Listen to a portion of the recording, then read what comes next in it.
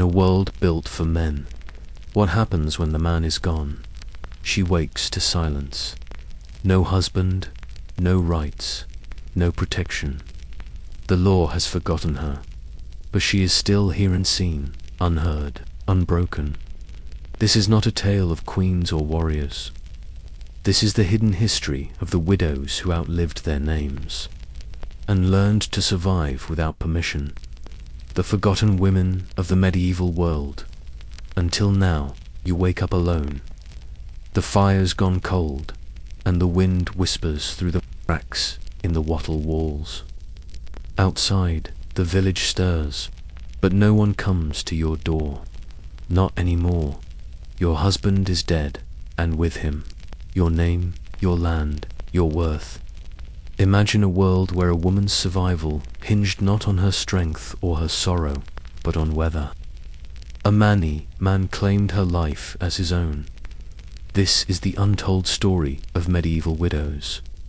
How did they survive when the law forgot them? The year is 1283. England, France, the Holy Roman Empire ruled by men crowned not only by divine right, but by legal design. The medieval world breathes patriarchal law into every village, castle, and chapel. And in this world, marriage is not a union, it is a transaction. A woman becomes property. A widow becomes a problem. Across Europe, widows are cast into legal limbo. A man's death does not leave behind a grieving partner, leaves behind an expendable burden in England. The system of primogeniture ensures the eldest son inherits everything. Land, wealth, title all locked away from the widow's hands. She may be granted a dower, a portion of the estate, meant to sustain her, but only if the husband's family allows it. And even then, it is often little more than a cottage and a promise. But here's the brutal truth.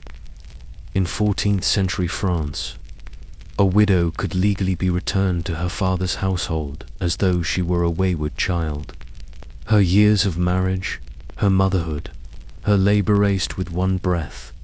You no longer belong. This is not an exception. This is the expectation. The dawn is pale and indifferent.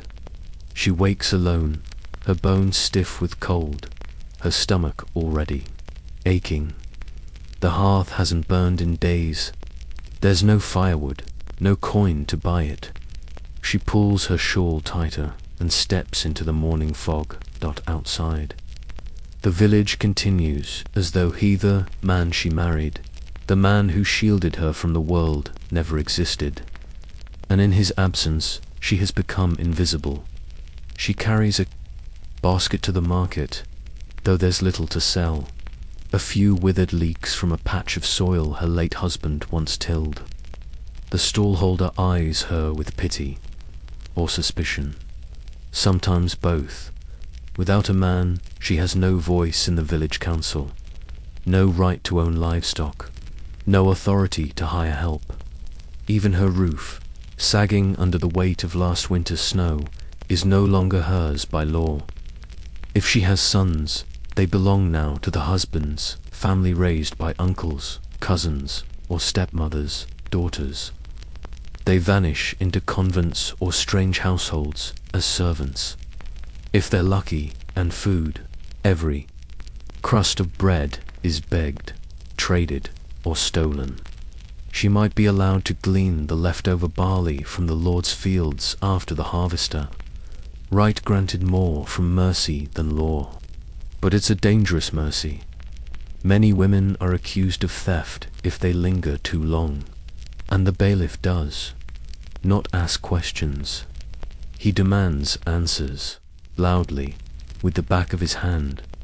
At night, the village darkens. Candles are expensive, so she sits by the window, listening to dogs bark in the distance, to laughter she's no longer part of. The silence in her home is total, except, sometimes, for the scurrying of rats. And then comes the knock. A merchant, a neighbor, a cousin of her late husband. They come not to offer help, to inquire what she plans to do with the little she has left. Will she remarry? Will she leave? They offer suggestions wrapped in smiles, but what they really want is for her to disappear. The widow's struggle is not just for food or shelter. It is for space in a world that has no room for her. In the cold back corners of the village, whispers live longer than people, and few are whispered about more than the widow who survives.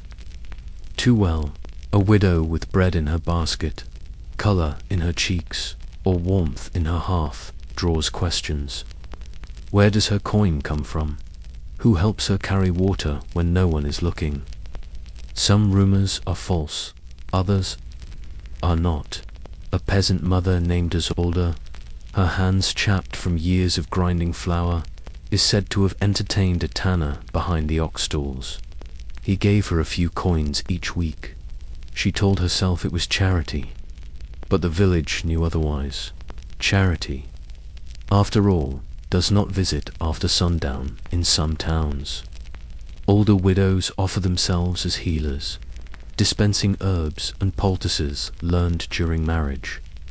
But when crops fail or illness spreads, these same women are accused of witchcraft. And once that word which is spoken, it cannot be unspoken. A widow in Württemberg, Germany, was burned in 1347. Her only crime, being childless, landless, and alone. Some women turn to the church not for comfort, but survival. The veil of a convent offers shelter and bread, but it also means obedience and penance. Many were required to surrender what little dowry or possessions remained before. Taking vows, once inside, there was no leaving, not without scandal, not without shame. Others became lay sisters, living on the edges of monastic land, tending to sheep or brewing beer. They were unpaid, uncounted, and largely unseen. Still others found themselves entangled with the very priests, sworn to serve God, illicit relationships, secret baptisms of bastard children. Coin passed in the night. A priest in Suffolk was defrocked in 1372 when his lover, a widow, died, giving birth in his own rectory. The child was buried in unconsecrated ground. The priest vanished, and there were darker paths still. Some widows desperate destitutes, not just their bodies, but their daughters. It was called wardship, a legal disguise for what it truly was. Forced servitude. In exchange for food and shelter, a young girl might be placed in a noble household, or in the home of a merchant. There she would learn her place. Some never returned, but no one spoke of it. Not aloud, because in a world ruled by land and blood, silence was the widow's only protection. Survival, for many widows, was not found in strength, but in strategy. A widow in 13th century Lincolnshire may have owned nothing on parchment, but she knew the value of memory. She walked her dead husband's boundary lines. Every full moon reciting aloud the names of trees, rocks, and streams. She taught her sons to do the same, because land written on skin fades, but land remembered by heart resists erasure. Some women faked pregnancy after their husbands' deaths, buying time to claim a possible heir. This could delay a nobleman's seizure of land or inheritance. In rare cases, it bought them months enough time to negotiate a second marriage or flee. Others turned to the church not for sanctuary, but for documentation.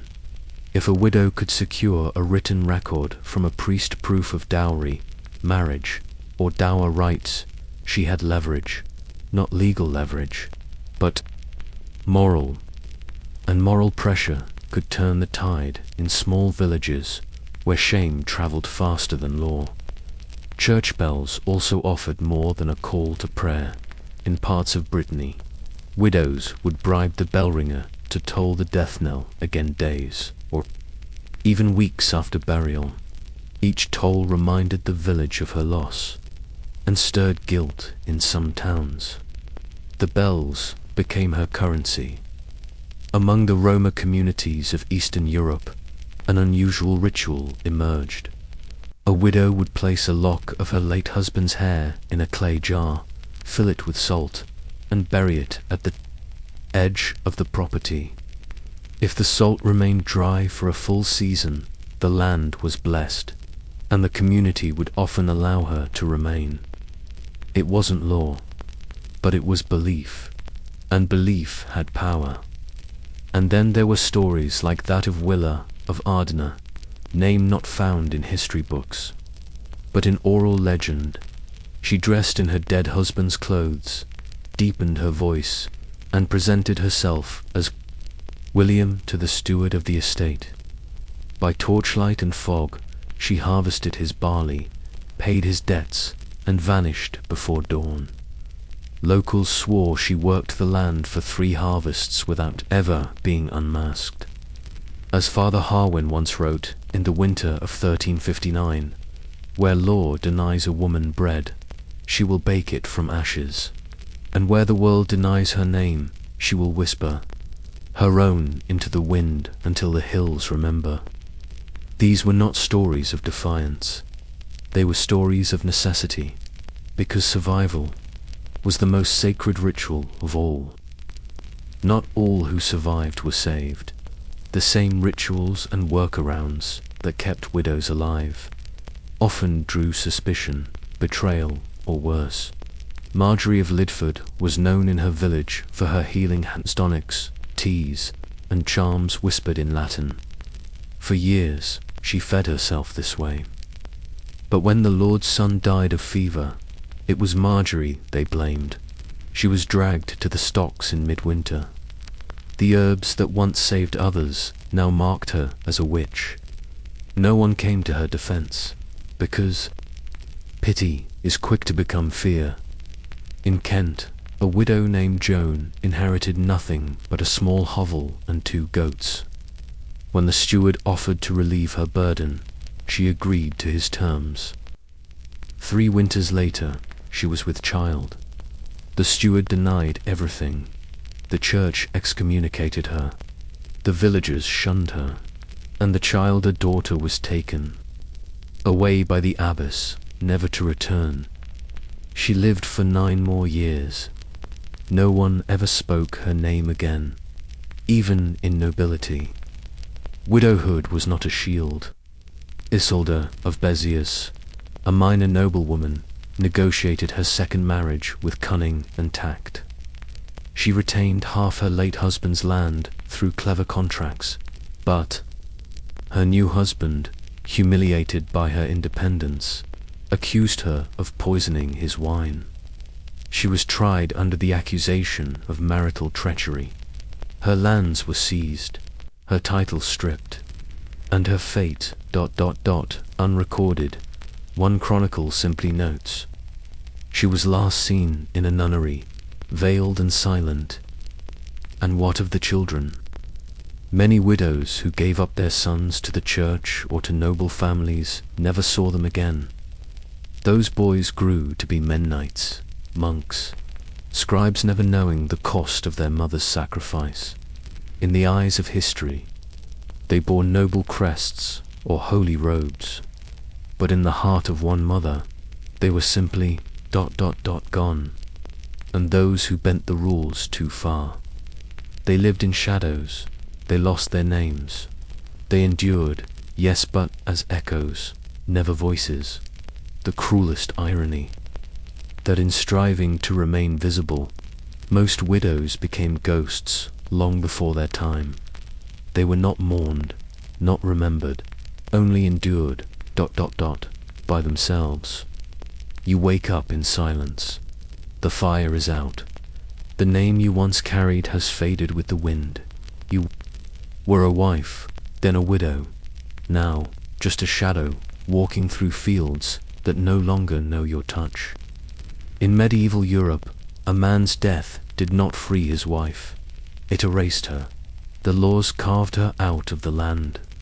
The church offered shelter, but demanded silence. And the village once home became a courtroom where every glance was judgment. And yet, she fought, with memory, with ritual, with silence. She planted herbs no one asked for. She whispered to her dead. She remembered the names of rivers, trees, and suns. She survived not because the world allowed it, but because she refused to vanish. And so the question lingers, like the echo of a tolling bell. How many were lost, simply because they were never seen? And yet, despite everything, they endured.